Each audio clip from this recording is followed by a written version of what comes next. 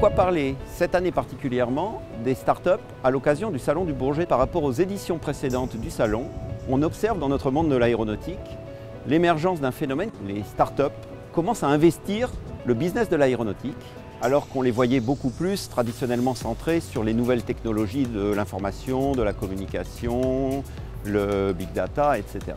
Nous observons aujourd'hui que des startups développent des technologies innovantes, en rupture, différentes, parfois même héritées d'autres secteurs industriels qui les ont testées avant nous et dont nous voyons bien qu'elles pourraient fort utilement venir abonder la feuille de route de la recherche, de la technologie et de l'innovation du groupe.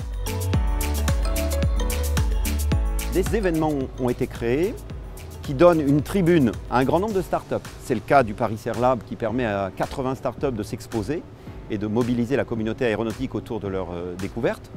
C'est le cas de l'événement que Safran Corporate Venture a décidé de monter pour montrer comment un groupe aéronautique comme Safran est capable d'articuler sa démarche avec des innovateurs comme les entrepreneurs de start-up.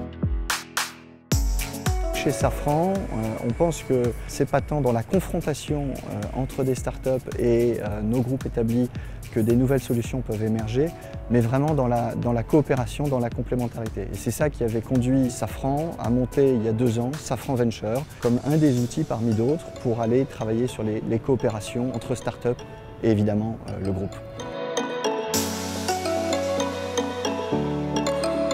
C'était un événement qui permettait de mettre en lumière, en valeur, plusieurs modes de collaboration à travers des pitchs de binômes constitués du patron d'une start-up avec son interlocuteur chez Safran pour expliquer quel mode de collaboration ils avaient, comment ça se passait, pourquoi ils avaient fait cette collaboration et puis tous les avantages de cette collaboration mais aussi éventuellement les enjeux.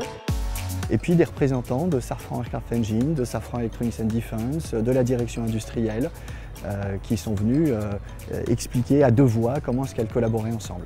Et donc on a voulu parler des achats innovants, on a voulu parler des coopérations technologiques, on a voulu parler de l'investissement évidemment, et donc de faire témoigner des dirigeants de ces entreprises-là avec leurs homologues.